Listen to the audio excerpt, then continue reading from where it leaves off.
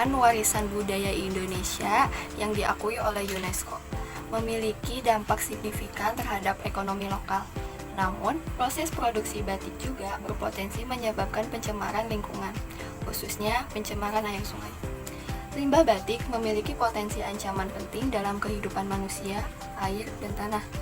Ada beberapa penyebabnya, diantaranya penggunaan bahan pewarna, yaitu bahan kimia, penggunaan limbah organik tinggi, dan pengelolaan limbah yang tidak memadai. Limbah batik yang dibuang sembarangan, apalagi sampai masuk ke sungai, akan berdampak sangat luas, dari penurunan kesehatan, rusaknya biota sungai, hingga kepunahan biota laut.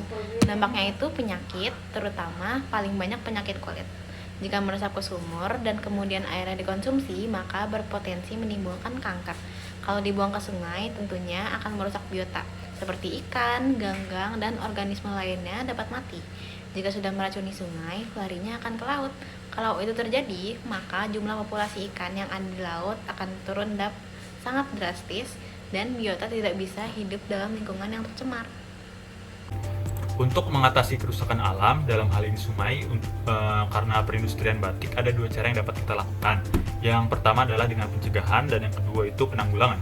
Untuk pencegahannya, yang pertama kita dapat mengadvokasikan agar pemerintah membuat sebuah regulasi pemerintahan ataupun perda yang meregulasi tentang pembuangan limbah batik sebelum dibuang ke sungai.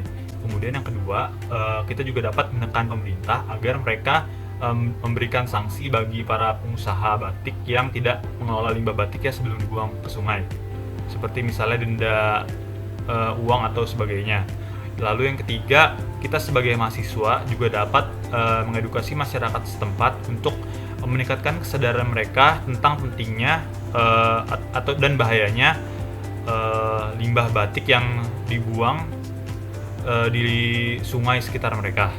Lalu kemudian untuk penanggulangannya, yang pertama kita dapat melakukan dengan bioremediasi, yaitu di mana kita memanfaatkan mikroorganisme ataupun tumbuhan untuk penyerapan, presipitasi, dan juga reduksi logam berat.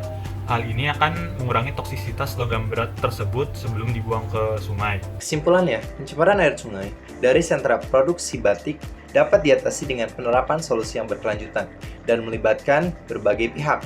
Dengan upaya bersama, kita dapat menjaga kelestarian sungai dan memajukan industri batik secara bertanggung jawab.